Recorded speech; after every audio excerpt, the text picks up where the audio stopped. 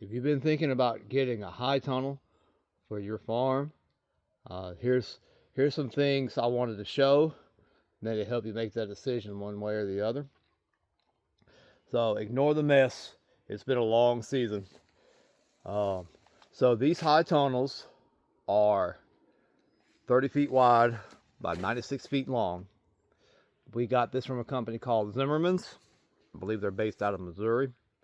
This high tunnel, and we have two of these, and they were both funded through the EQIP program from NRCS, National Resources Conservation Service, and they're a department of the USDA. They did the cost share for these, and we were able to get these high tunnels funded. We built these ourselves. That was fun. Took a few months with just me and Donna. But just to give you some things,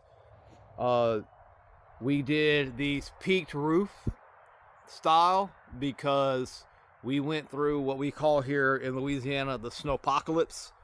Our original sets of high tunnels didn't have the peak roofs, and they collapsed under the weight of the snow, which was a bummer.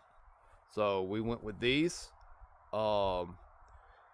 We installed these trellises to run. These are just cattle panels to run up to the bottom of these trusses for our tomatoes, cucumbers, pole beans, things like that. These W trusses are real handy. So even if you don't do this particular type of trellis, these trusses will allow you to do vertical growing through different ways. You know, if you want to drop a line, this is a failed experiment on our part, but we were using these tomato hooks and the pipe and everything. It didn't come out well. Our pepper jungle here. I will highly recommend that instead of getting wooden hip boards at the top, get the metal hip boards. We have metal hip boards down here at the bottom. Yeah. These high tunnels are going on 4 years old now, so we are going to have to replace these.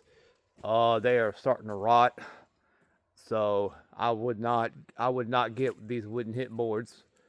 But at the time we were trying to pinch pennies, and this is what happens when sometimes penny pinching doesn't work out.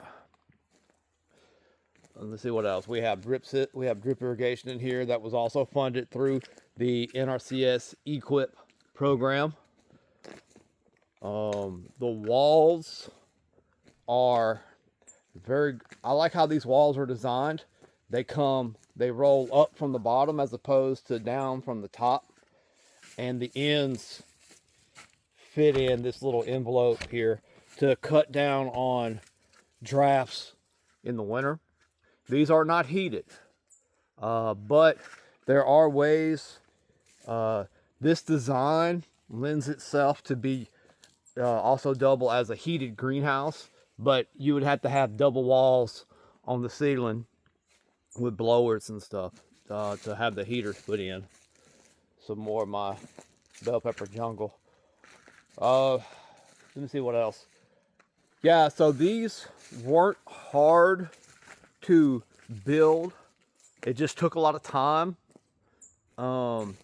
and all these legs had to be pounded in with a post driver. A lot of overhead work, a lot of overhead hand work with putting the screws in and stuff. So yeah, if you have any questions about high tunnels, anything more specific, feel free to drop them in the comments below. We will answer those questions as soon as we get them. I know I'm probably skipping some stuff this morning, but yeah.